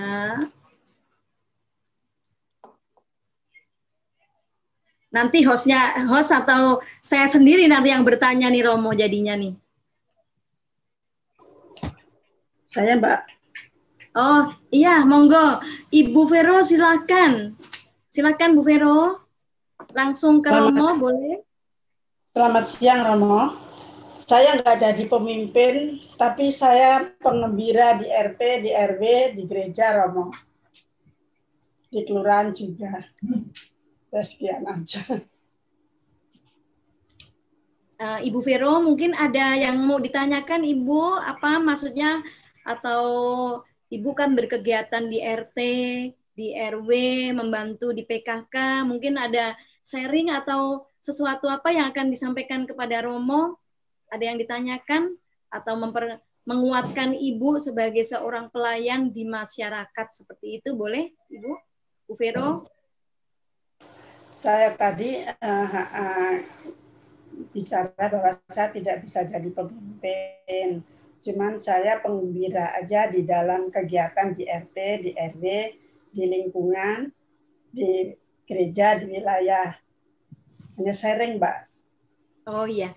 Oh begini Romo, maksud dari Bu Vero, maksudnya Bu Vero tidak bisa menjadi pemimpin, tetapi Ibu Vero ini aktif Romo. Dia di gereja menjadi seorang prodiakon, di masyarakat dia juga menjadi ambil bagian di PKK dan di lingkungan, serta di WKRI pun juga aktif kemana-mana. Ini Ibu Vero memang sangat luar biasa Romo. Mungkin bisa Romo kasih tambah kekuatan lagi Romo di masa Ibu Vero kan memang lansia tapi dia untuk menjadi seorang pelayan tuh luar biasa Romo. Monggo Romo mungkin ditanggapi Romo. Makasih Bu Vero. Pemimpin itu kan sebenarnya bukan soal jabatan sebenarnya kan gitu. Tetapi soal tadi itu karya ataupun kepemimpinan. Ketika Ibu Vero mengatakan sebagai penggembira, tapi penggembiranya itu di berbagai macam bidang. Menurut saya, Ibu juga menjadi seorang pemimpin. Artinya apa? Ketika Ibu terlibat dalam kegiatan RT RW dan dilihat oleh banyak orang, kemungkinan besar Ibu memberikan pengaruh tidak dengan kata-kata, tetapi dengan tindakan, dengan contoh. Misalnya Ibu sebagai prodiakon perempuan di paroki, Ibu tidak menyuruh orang untuk jadi prodiakon, tapi mungkin ada ibu-ibu yang ingin tertarik menjadi prodiakon seperti Ibu Vero. Nah ini contoh Ibu sudah mempengaruhi orang lain dengan aksi-aksi itu. Ketika Ibu terlibat dalam kegiatan RT RW, sebagai orang Katolik aktif di lingkungan yang heterogen, itu menurut saya luar biasa. Mungkin Ibu tidak mengajak orang lain atau tidak menyuruh agar seperti Ibu, tetapi mungkin tetangga atau teman-teman WK kagum dengan Ibu dan mungkin ingin mencontoh Ibu. Nah berarti kan itu Ibu sudah memberikan kepemimpinan dalam arti cara mempengaruhi, cara mengajak, dan membuat orang kemudian melakukan sesuatu tanpa harus berbicara, tanpa harus membuat surat, tanpa harus mengajak, tetapi dengan apa yang Ibu lakukan itu sebenarnya Ibu sudah mempengaruhi banyak orang. Dan menurut saya itu adalah karakter dari seorang pemimpin seperti itu. Terima kasih. Terima kasih Romo.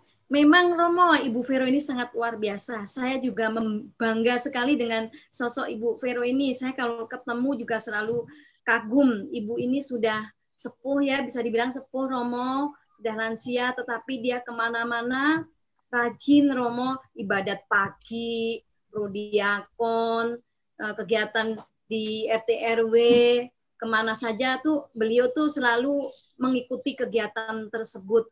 Saya salah satu juga pengagum beliau. Saya sampai juga suka bilang, saya kalau tua juga mau Bu seperti Ibu untuk mengisi hari tua. Memang kita ikuti dengan hal-hal positif seperti itu. Terima kasih Bu Vero dan terima kasih juga Romo Siswantoko yang sudah memberi tanggapannya. Kami berikan waktu lagi kepada teman-teman semuanya yang mau bertanya lagi. Monggo silakan. Sepertinya saya harus menunjuk nih. Bu Purwanti, monggo silakan Bu Purwanti. Bisa sharing juga menjadi seorang pemimpin atau kepemimpinan yang pernah Ibu alami atau lewati, mempunyai beberapa kesan dan pesan, dan bisa mungkin ada sesuatu hal yang akan ditanyakan juga kepada Romo Siswantoko. Monggo Bu. Di chat ada pertanyaan Bu Rey. Bu Rey, di chat ada pertanyaan. Sebentar, Suster. Host bisa dibantu, host?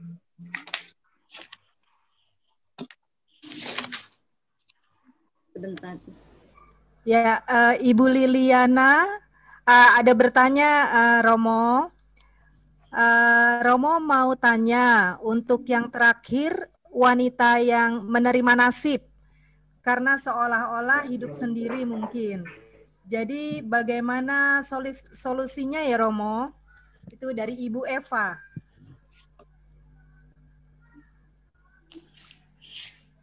Langsung jawab ya, Bu Raymond. Ya, silakan. Ya, silakan Romo. Oh ya, iya, oke. Langsung Romo, silakan dijawab.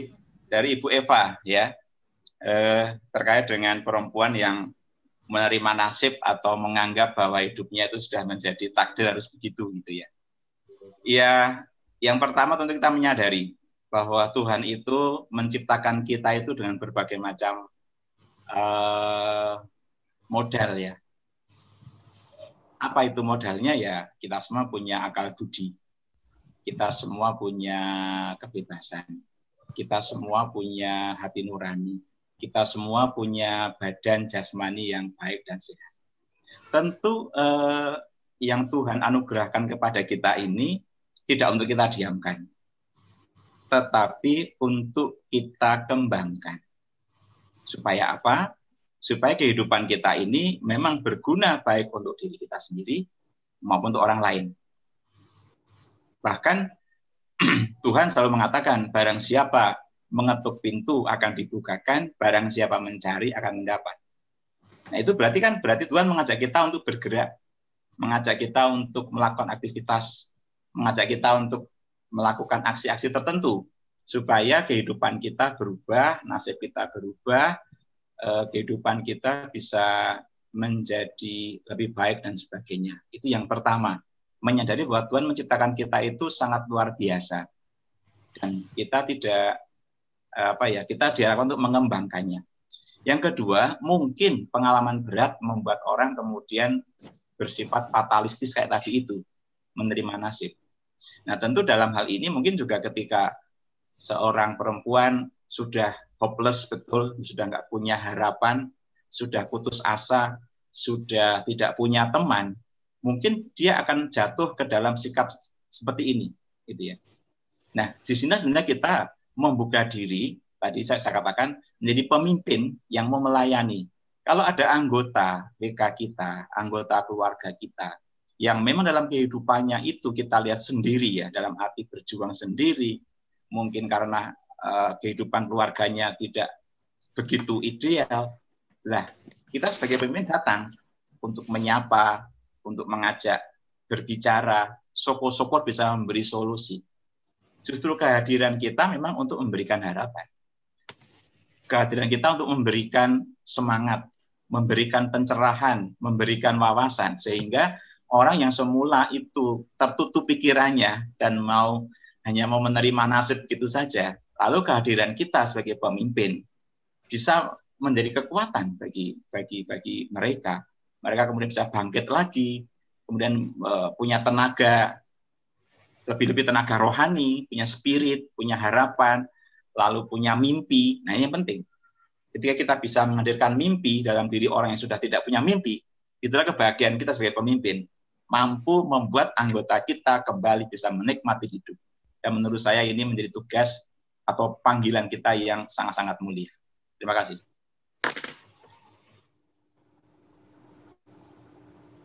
Terima kasih, Romo. Ada lagi? Ibu-ibu, teman-teman, mari, masih ada lagi? Ya, berikutnya pertanyaan dari Ibu Katrina Chiu. Romo sudah sebutkan keistimewaan perempuan, tapi kadang kita merasa tidak sanggup mengemban tugas yang dipercayakan kepada kita. Bagaimana tanggapannya Romo dalam hal ini?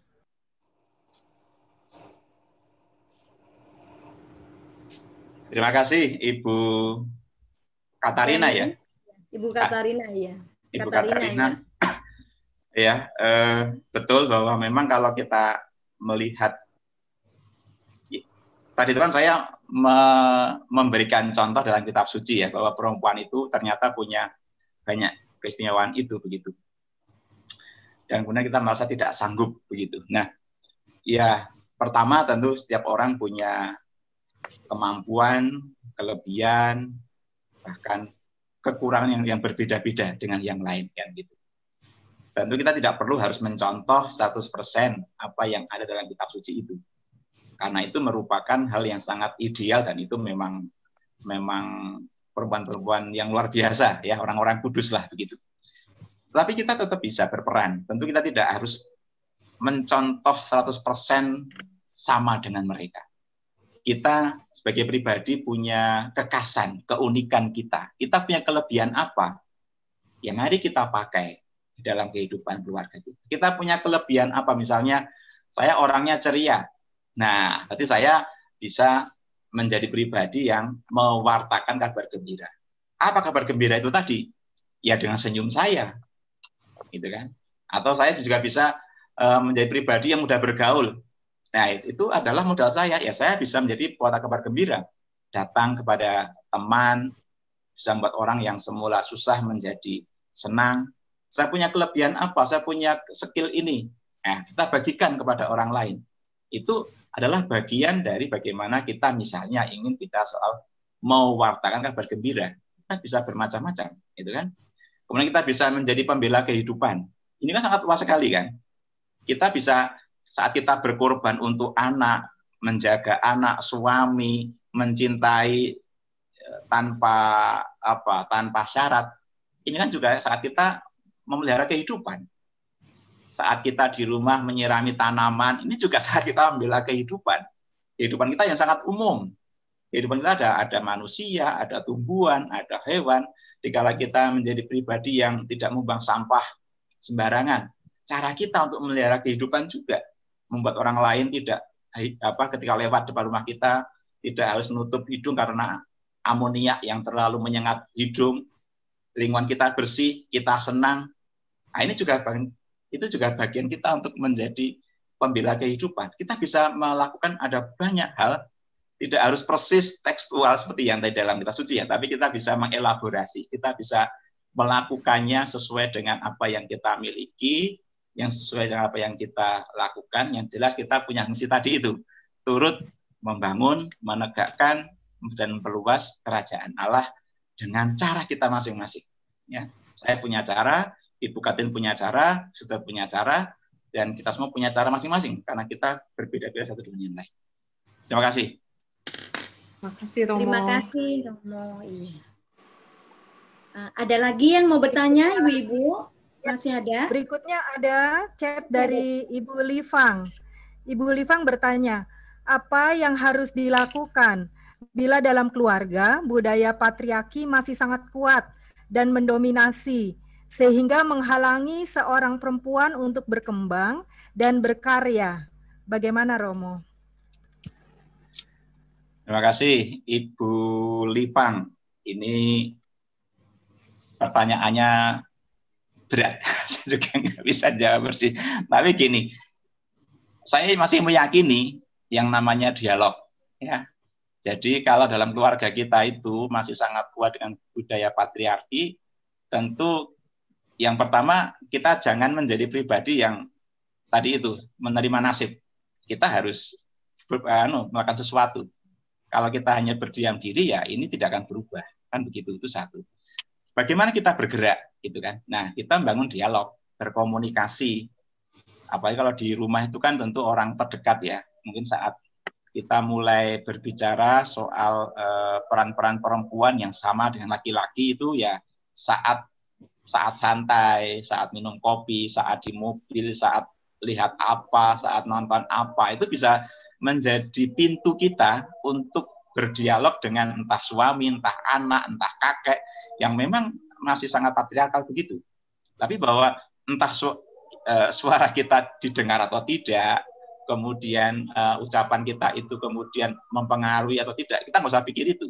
Tapi bahwa kita berusaha untuk mengikis ya, bukan menghilangkan, tapi mengikis atau mengurangi budaya ini terus berkembang, itu bisa kita lakukan dalam keluarga. Dan yang ketiga, ya kita sebenarnya bisa juga mengeksplorasi juga dari banyak sumber kan. Kita bisa baca-baca di internet, kemudian kita kirimkan misalnya kepada suami artikel terkait dengan peran perempuan di WA, biar dia baca gitu kan. Atau kita print out, kemudian taruh di meja makan, kan aneh. Di depannya ada ayam, ada tahu, ada tempe, tapi juga ada artikel tentang perempuan jadi pemimpin. Nah, mesti dia akan baca, mesti dia akan berdiskusi. Jadi kita bisa mencari cara bagaimana kita bisa melakukan misi-misi ini ya, kata misi untuk membangun kesetaraan gender itu. Tapi yang butuh perjuangan dari diri kita, ya. Yang jelas kita tidak boleh menerima nasib itu, harus mau untuk bergerak, berjuang, dan kita nggak perlu menargetkan bahwa akan berubah dalam hitungan tahun atau bulan gitu ya, nggak usah. Yang penting kita beraksi, syukur-syukur lah suami kita terbuka, anak kita terbuka, kemudian ada perubahan dalam hidup ini sehingga perempuan betul-betul bisa menjadi jati dirinya yang betul-betul unik, yang betul asli, baik di keluarga, di gereja, di masyarakat. Terima kasih. Baik Romo, terima kasih. Masih ada lagi nih Romo lanjutannya. Romo, saya mau bertanya, kita harus mengutamakan kegiatan di luar lingkungan atau keluarga, Romo? Terima kasih. Ya.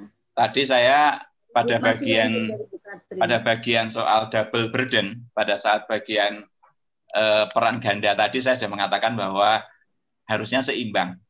Ya, seimbang dalam arti gini. Memang ini dibutuhkan manajemen waktu yang tepat ya. Jangan sampai keaktifan kita di gereja itu mengorbankan keharmonisan dalam rumah tangga. Jangan sampai. Tapi juga jangan sampai karena kita ingin membangun hidup harmonis dalam keluarga lalu kemudian tidak aktif di gereja, juga jangan. Kita tergantung, kita bisa mengatur waktu gitu kan, mengatur waktu. Misalnya kita beraktivitas di gereja ketika pekerjaan kita di rumah sudah selesai. Nah, itu. Jadi yang utama.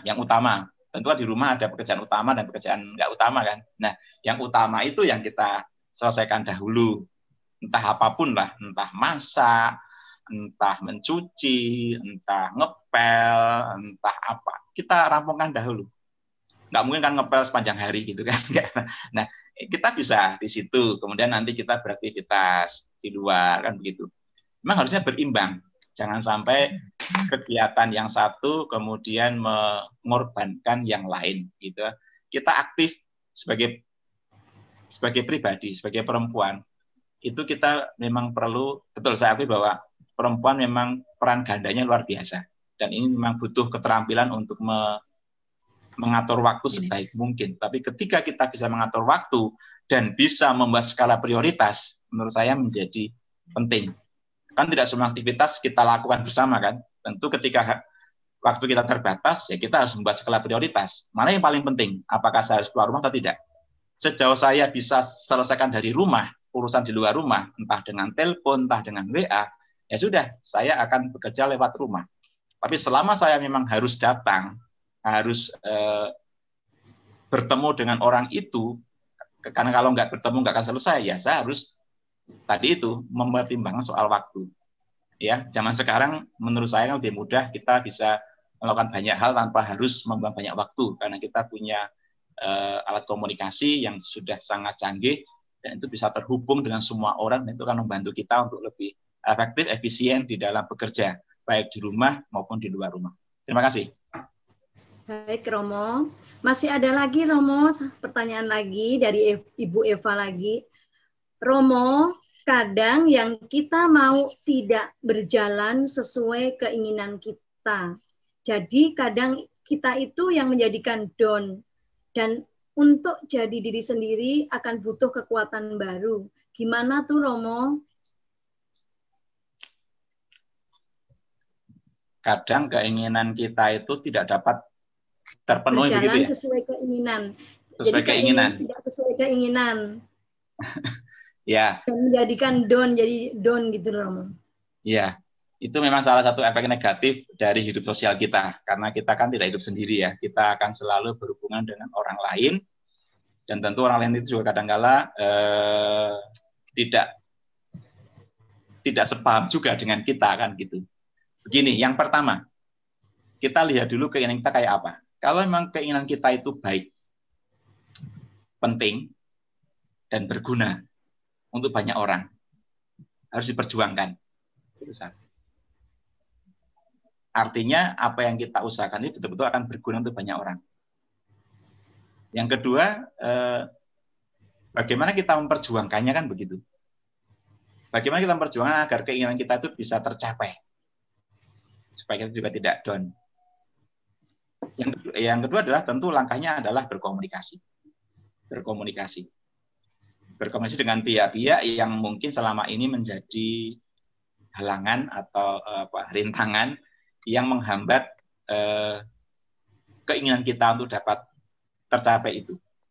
Saya meyakini bahwa yang namanya komunikasi itu akan menjadi jalan terbaik untuk suatu persoalan yang apapun persoalannya. Kalau kita bisa omongkan dengan jernih dari hati ke hati dengan tenang, menurut saya bisa diselesaikan. Mungkin orang yang menolak itu mungkin karena belum paham apa yang kita inginkan. Mungkin juga karena dia nggak tahu apa yang kita maksudkan, maka butuh komunikasi. Yang ketiga, kalau memang kita meyakini bahwa yang kita lakukan itu, kehendak kita itu memang tidak tepat, dalam arti ya orang menentang karena ada alasan kuatnya, dan itu sangat rasional, ya kita harus rendah hati untuk mengatakan, ya sudah saya ganti, atau saya tidak lanjutkan. Tapi kalau kita yakin yang kita inginkan itu baik, betul, dan berguna untuk banyak orang, terus kita berjuang, dan kita bisa, seandainya memang terpaksanya, kita bisa cari pihak ketiga. Kalau saya dengan si dia kemudian tidak bisa ada solusi, ya bagaimana kita sebagai orang yang punya banyak teman bisa mencari orang ketiga yang bisa menjadi mediator untuk membantu kita berkomunikasi dengan orang itu, sehingga usaha kita yang kita yakini baik itu bisa dapat jalan, mendapat dukungan juga dari orang lain. Mungkin kalau yang ngomong satu orang lain kurang percaya, tapi kalau yang ngomong 2 orang, 3 orang, mungkin orang lain percaya, dan kita bisa terus melanjutkan kegiatan kita. Terima kasih. Terima kasih, Romo. Mungkin Bu Eva sudah cukup jelas ya, Bu Eva ya. Nah, ada pertanyaan lagi, Bu Ibu? Sepertinya masih ada. Romo, dari saya mewakili teman-teman ini, Romo, ada pertanyaan yang lumayan cukup ini ya, Romo ya. Bagaimana kita menanggapi atau menyikapi bila kita terpilih menjadi seorang pemimpin di suatu komunitas, tetapi masih menganggap dirinya itu tidak layak, tidak mampu, atau tidak bisa apa-apa gitu loh, Romo, untuk berkarya ke depannya. Mohon motivasinya, Romo. Pertama yang dibuat adalah sujud syukur, Bu. Sujud syukur. Berterima kasih kepada Tuhan. Mengapa? Karena Tuhan telah mempercayakan kepada saya sebuah tanggung jawab. Kalau kita dipilih oleh orang lain, kalau kita dipercaya oleh orang lain, itu perlu kita syukuri. Berarti orang lain itu memandang kita bisa, memandang kita itu bisa dipercaya dan punya harapan. Nah, ini yang harus kita pegang. Kita bersyukur bahwa ada orang yang percaya pada kita daripada tidak ada orang yang percaya pada kita. Jadi kita perlu berbangga. Oh, ternyata Tuhan pakai saya. Itu satu. Yang kedua, kita ini memang punya kelemahan. Kadang-kala kita merasa tidak mampu. Tetapi kan kita tidak bekerja sendiri, gitu kan? Kita kan bersama orang lain, punya tim. Tentu dalam tim inilah saatnya kita untuk berkolaborasi. Sebagai pemimpin adalah tadi itu, bisa merangkul semua, bisa menjadi sahabat bagi semua. Ketika kita dipilih menjadi ketua, wakil ketua, atau apapun lah dalam kehidupan kita di komunitas, tentu saatnya kita untuk membangun, membuka komunikasi dengan orang lain. Dan menurut saya ini akan menjadi cara yang sangat sangat mudah ya, dalam arti kita semua bisa saling bantu, gitu kan. Yang kedua, yang ketiga, tidak ada orang yang sempurna. Kalau nunggu kita sempurna, kapan? Karena kita nggak akan mungkin sempurna selama kita masih di dunia ini. Saya saja ketika 2002 ditahbiskan, juga sebagai Romo, merasa punya banyak kekurangan, punya banyak keterbatasan. Banyak hal yang mungkin saya juga tidak pantas karena punya kelemahan. Tapi saya, oh ya Tuhan memilih saya dengan segala keterbatasan saya. Tuhan pasti akan membantu saya juga. Tuhan akan menghadirkan orang-orang yang bisa melengkapi kelemahan saya. Betul. Jadi setelah sampai sekarang ya banyak orang membantu kelemahan saya, mengisi kekurangan saya. Maka untuk menjadi pemimpin, jangan menunggu kita sempurna dulu. Karena itu nggak akan bisa sempurna. Justru ketika kita dalam ketidaksempurnaan ini dipercaya oleh Tuhan, oleh teman-teman, kita syukuri. Karena itulah saatnya kita sebagai pribadi dan anak Tuhan, itu membuat hidup kita semakin berguna, semakin bermanfaat, semakin berarti, tidak untuk diri saya, tapi untuk orang lain, untuk kerajaan Allah, gitu kan? Tadi itu. Jadi kalau kita punya keterbatasan, pasti punya kelebihan, gitu kan? Nggak mungkin kita semua hanya punya kelemahan saja. Nah, kita maksimalkan kelebihan kita itu. Kemudian kekurangan kita, ya kita buka supaya teman lain yang membantu, teman lain yang mengisi. Lalu itu yang namanya kepemimpinan yang rendah hati tadi itu, mau belajar, mau bertanya, mau menerima masukan, kemudian juga mau mengajak orang lain. Ini adalah cara kita untuk untuk membuat diri kita menjadi kuat, menjadi bisa, menjadi percaya diri ketika kita bisa menjadi seorang pemimpin. Menjadi pemimpin itu menurut saya berhasil ketika dia bisa membangun kebersamaan dengan yang lain. Terima kasih. Terima kasih kembali Romo. Nah, teman-teman, ini bisa ada satu lagi pertanyaan tertinggal. Iya, sebentar Mbak Reni, sebentar. Oh, baik. Iya.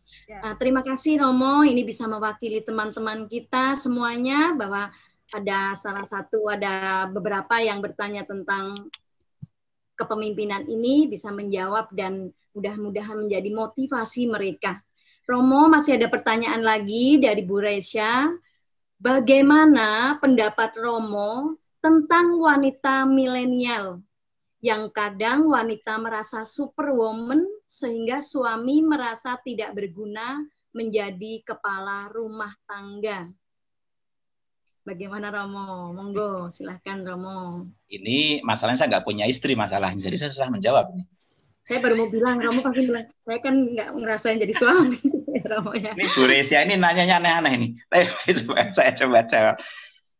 Iya, superwoman itu mungkin pengaruh budaya gitu ya, pengaruh budaya dari yang semula perempuan itu sangat underdog gitu ya di belakang, kemudian tiba-tiba karena kemajuan zaman, kemudian bisa jadi superwoman lalu mengalahkan laki-laki gitu.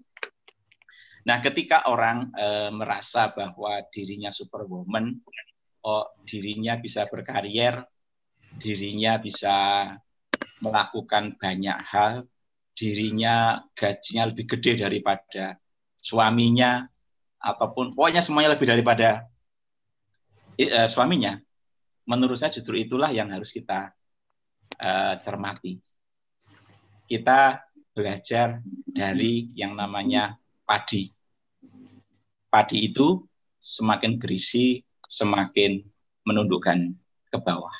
Sama juga, kita sebagai wanita tentu semakin kita diberi banyak berkat oleh Tuhan dengan berbagai macam cara dan bentuknya. Bahkan mungkin berkat kita melebihi berkat yang diterima oleh suami, semakin banyak berkat, semakin harus rendah hati. Semakin kita sukses, semakin kita bersimpuh di hadapan Tuhan. Semakin kita berhasil, semakin kita merasa tidak bisa apa-apa. Nah, ketika ini yang kita pakai, maka kelebihan yang kita miliki tidak akan membuat suami kemudian menjadi minder, tidak akan membuat suami kemudian menjadi takut, tetapi justru suami bisa mendukung apa yang sudah kita miliki ini, gitu kan. Itu yang pertama. Yang kedua, tentu dalam banyak hal, tentu dalam kehidupan berumah tangga itu kan mesti ada hal-hal yang harus diputuskan. Nah, kerendahan hati dari seorang superwoman juga bisa diwujudkan ketika akan mengambil sebuah keputusan besar, dikomunikasikan, diomongkan dengan pihak suami. Sehingga suami juga merasa, oh ternyata saya sebagai kepala keluarga, saya juga dihargai kemampuan saya, bertanya, berkonsultasi, sehingga kemudian akhirnya apa yang saya lakukan ini betul-betul karena kesepakatan bersama, bukan hanya karena pikiran saya. Maka juga mungkin juga butuh ini kerendahan hati juga, gitu kan. Nah, yang ketiga, kalau ini suami dengan segala kelemahannya ya harus tetap dicintai, gitu kan.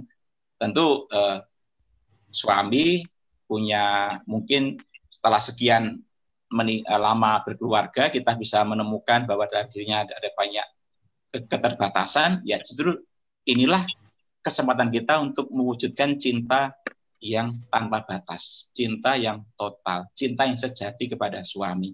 Sehingga suami tidak lagi menjadi, tadi itu minder, tapi suami tetap percaya diri, tetap menjadi pribadi, kepala rumah tangga yang memang bisa diajak untuk kerjasama, bahkan dia juga bisa memutuskan untuk hal-hal yang besar. Kiranya itu yang dapat saya jawab dari Bu Reisa. Terima kasih. Terima kasih Romo. Ibu-ibu, karena waktu sudah mepet, tapi masih ada satu pertanyaan Romo, satu lagi ya Romo ya.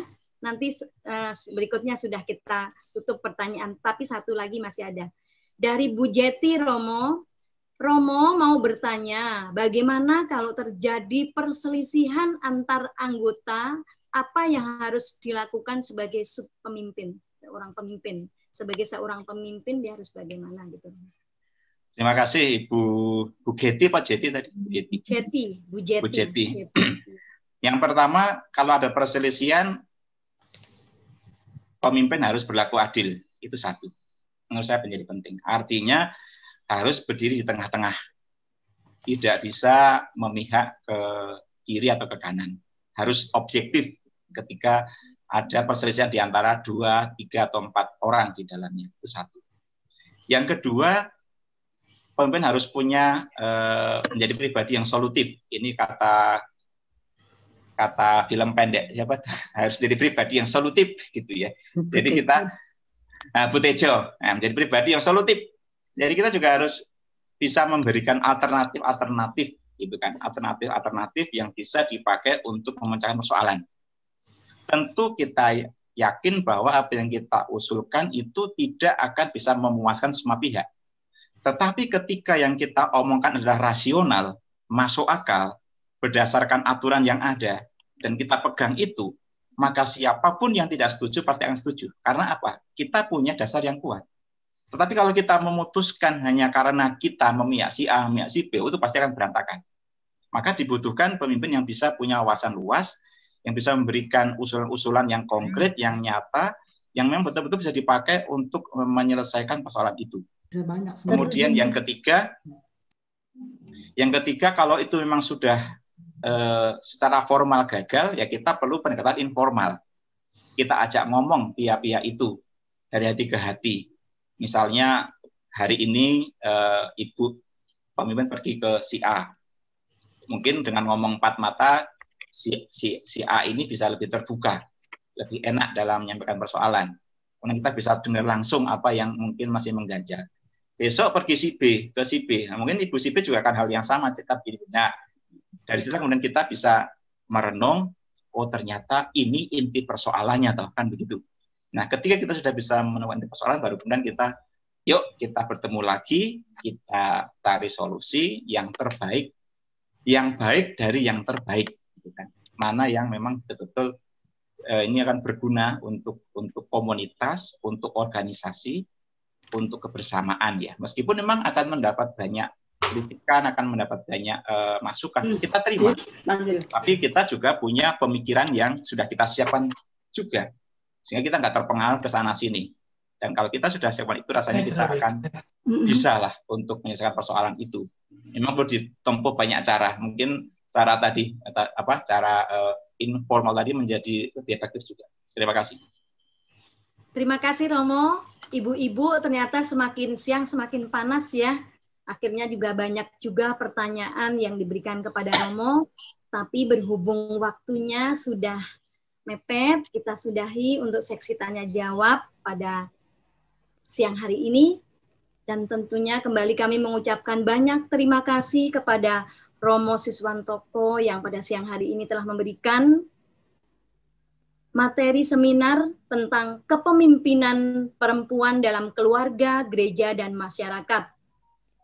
Telah tiba selesai usainya dan kita semua tentu sudah dapat gambaran bagaimana kedepannya kita siap diutus, siap melayani, menjadi pemimpin atau pelayan di dalam keluarga, gereja, dan masyarakat.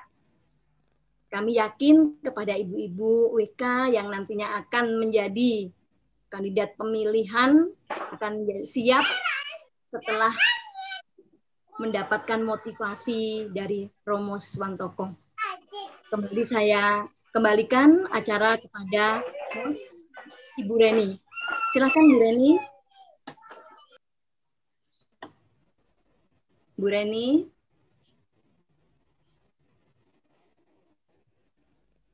Ya, terima kasih Romo. Ya, terima kasih Romo Sis. Terima kasih Ibu Re yang kiranya tadi Romo Sis telah memberikan wawasan baru kepada ibu-ibu wanita Katolik cabang Santo Lukas. Terima kasih acara webinar kali ini. Yuk kita kepada Romo Sis dan Ibu Re. Caranya itu kan di bawah, ibu-ibu bisa lihat ada tulisan reaction ya. Kita klik, kemudian kita klik tepuk tangan. Ya, kita berikan tepuk tangan atau aplaus kepada Romo Sis yang telah memberikan materi yang begitu luar biasa ya Bu ya. Sehingga kita semua bisa tercerahkan pagi ini. Ya, terima kasih. Acara kita lanjutkan dengan doa sebentar. Ya, acara kita lanjutkan dengan ucapan terima kasih dari Ibu Ketua Cabang, Ibu Yulia, kami persilakan. Ya, terima kasih Mbak Reni, terima kasih Mbak Rey. Acara nggak cepat juga ya ternyata ya, 2 jam kita lewati. Terima kasih Romo Siswantoko PR sebagai narasumber yang cukup banyak banget pemasukannya buat kita semua. Suster Amanda OSU yang sudah mensupport acara webinar ini. Kepada Ketua Ranting yang sudah berusaha mencari ibu-ibu agar dapat bergabung dalam webinar ini. Juga teman-teman pengurus cabang dan tim panitia webinar ini yang sudah berusaha mensukseskan acara ini. Ini acara yang pertama dan saya anggap ini berhasil, Romo. Terima kasih. Nah, semoga untuk teman-teman semuanya, semoga materi dan jawaban dari pertanyaan yang diberikan Romo dapat menambah wawasan dan pengetahuan untuk ibu-ibu. Marilah kita bersama, kita bisa menjadi garam dan terang dalam keluarga kita, juga dalam gereja dan dalam masyarakat. Jika kita sudah terpilih, yakinlah itu dari atas. Yakin Tuhan sudah memilih dengan benar, dan kita tinggal menjalankan aja. Dan jangan khawatir teman-teman, dalam kepemimpinan kita pasti dibantu oleh teman-teman yang bisa menutupi kekurangan kita.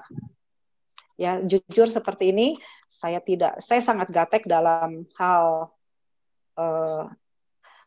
teknologi, tapi saya memiliki Vena, kebetulan saya juga memiliki Erlin, saya memiliki Ibu Reni, Ibu Ray, yang bisa membantu. Terima kasih sekali lagi Romo, terima kasih banyak. Saya kembalikan kepada Reni. Ya, baik, acara kita lanjutkan dengan doa penutup yang akan dibawakan oleh Ibu Angelina Melan. Ibu Melan, kami persilahkan. Terima kasih.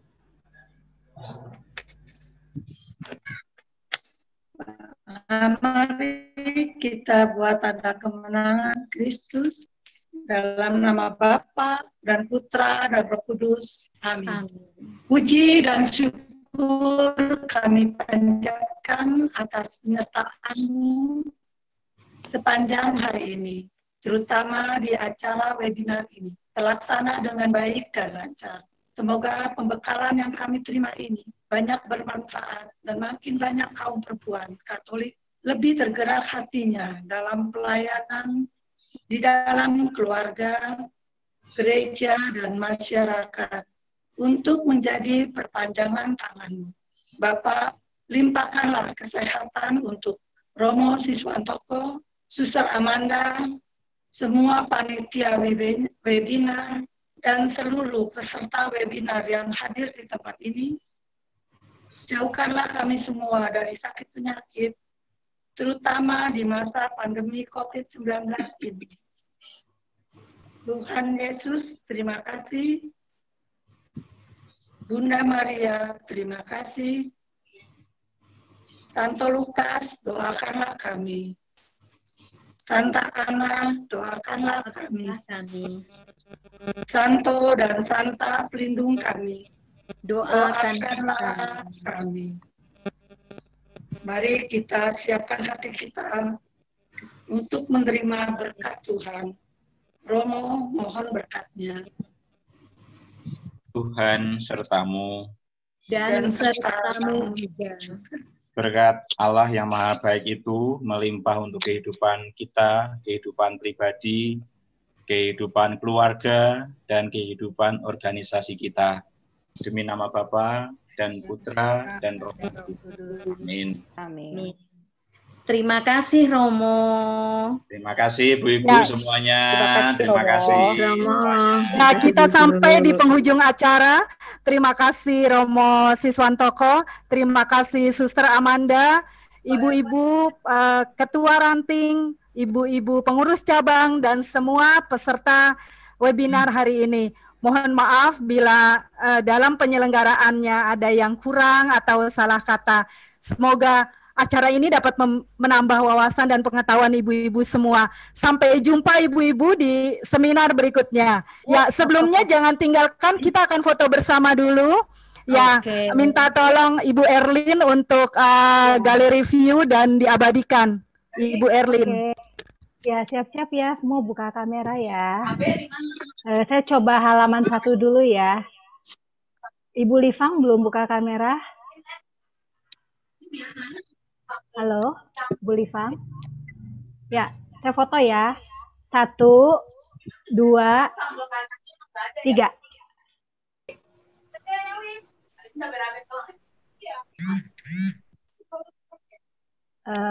Untuk halaman 2 siap-siap ya. 1, 2, 3. Oke, makasih semua.